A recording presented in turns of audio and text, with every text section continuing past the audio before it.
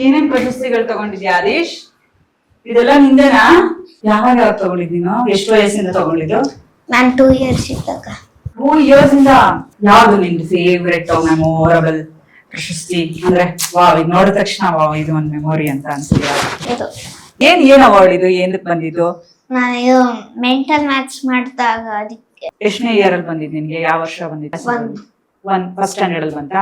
Okay madam, ಈ ತರ ಪ್ರಶಸ್ತಿಗಳು ಸುಮಾರು ಬಂದಿದೆ.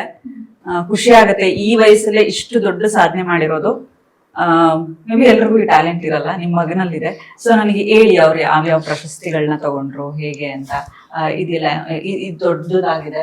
ಇದು ಯಾವಾಗ ಬಂದಿದ್ದು? ನಿನ್ ಕತೆ ಯಾವ್ದಕ್ ಬಂದಿದ್ದು? ಹೋದ ವರ್ಷ ಬಂದಿರೋದು ಮ್ಯಾಮ್. ಅಂದ್ರೆ ಇಂಡಿಯನ್ ಮೆಮೊರಿ ಚಾಂಪಿಯನ್ಶಿಪ್ 2024 ಅಲ್ಲಿ ಹೈದರಾಬಾದ್ ಅಲ್ಲಿ ಇತ್ತು. ಒನ್ ಡೇ ಇವೆಂಟ್ ಇತ್ತು. ಓಕೆ. ಅಲ್ಲಿ ಮಾಡಿದಾಗ ಇವ್ನು ಆಕ್ಚುಲಿ ಇವನ್ ಕ್ಯಾಟಗರಿಲಿ 7th ಸ್ಟ್ಯಾಂಡರ್ಡ್ ವರ್ಗು ಮಕ್ಕಳು ಇರ್ತಾರೆ.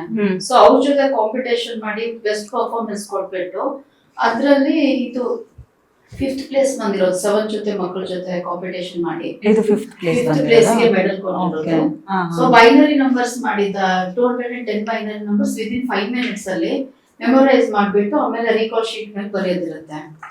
ಸೊ ಆ ಯಂಗೆಸ್ಟ್ ಕಿಡ್ ಅಲ್ಲೇ ತುಂಬಾ ಚೆನ್ನಾಗಿ ಪರ್ಫಾರ್ಮೆನ್ಸ್ ಮಾಡಿದ 10 ಡಿಸಿಪ್ಲಿನ್ ಅಂತ ಹೇಳ್ಬಿಟ್ಟು ಇದು ಅವಾರ್ಡ್ ಸಿಕ್ತು. Youngest memory athlete of India ಅಂತ ಅವನಿಗೆ ಒಂದು ಪ್ರಶಸ್ತಿ ಕೊಟ್ಟರು. ಫಸ್ಟ್ ಪ್ರೈಸ್ ಫಸ್ಟ್ ಅಂತಲ್ಲ, ಇದು ಲೈಕ್ ಯಂಗೆಸ್ಟ್ ಕಿಡ್ ಅಲ್ಲೇ ತುಂಬಾ ಪರ್ಫಾರ್ಮೆನ್ಸ್ ಚೆನ್ನಾಗಿ ಮಾಡಿದ್ದಾನೆ ಅಂತ ಹೇಳಿ ಅದೊಂದು ಕೆಟಗರಿ ಇದೆ IMC ಅಲ್ಲಿ.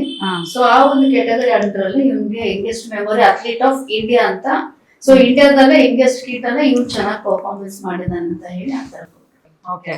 ಇದೆಲ್ಲ ಏನ್ ಪ್ರಶಸ್ತಿಗಳಿದೆ? ಇದೆಲ್ಲ ಒಲಿಂಪಿಯಾಡ್ ಮ್ಯಾಮ್. ಇದೆಲ್ಲ ನ್ಯಾಷನಲ್ ಲೆವೆಲ್, ಆಮೇಲೆ ಇಂಟರ್ನ್ಯಾಷನಲ್ ಲೆವೆಲ್.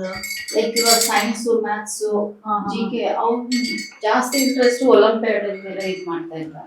ಅದ್ರ ಮೇಲೆ 5ನೇ ವರ್ಷದಿಂದ ಅದ್ರ ಮೇಲೆ ಫೋಕಸ್ ಮಾಡ್ದ. ಆಮೇಲೆ ಇದು ಬಂದ್ಬಿಟ್ಟು ಕರ್ನಾಟಕ ಬುಕ್ ಆಫ್ ರೆಕಾರ್ಡ್ಸ್ ಅಂತ ಹೇಳಿ, like India book of record ತರ ಇವ್ನೆಲ್ಲ ನೋಡ್ಬಿಟ್ಟು ಟ್ಯಾಲೆಂಟ್ ನೋಡ್ಬಿಟ್ಟು ಇವ್ನಿಗೆ amazing talent of very young boy ಅಂತ ಕೊಟ್ರು.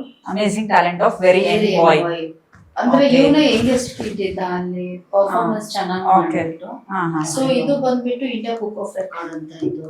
ಇದನಾ India book of record. Okay, super. ಇದು ಬಂದ್ಬಿಟ್ಟು 2 ವರ್ಷ 10 ತಿಂಗಳು ಮಗು ಇದ್ದಾಗ ಬಂದಿತ್ತು ಇವ್ನಿಗೆ. ಸೊ ಅವಾಗ ಕೊಟ್ಟಿರೋದು ಇದು. ಓಕೆ, ಇದನ್ನ ಕೊಟ್ಟಿದಾರ. ಇದನ್ನ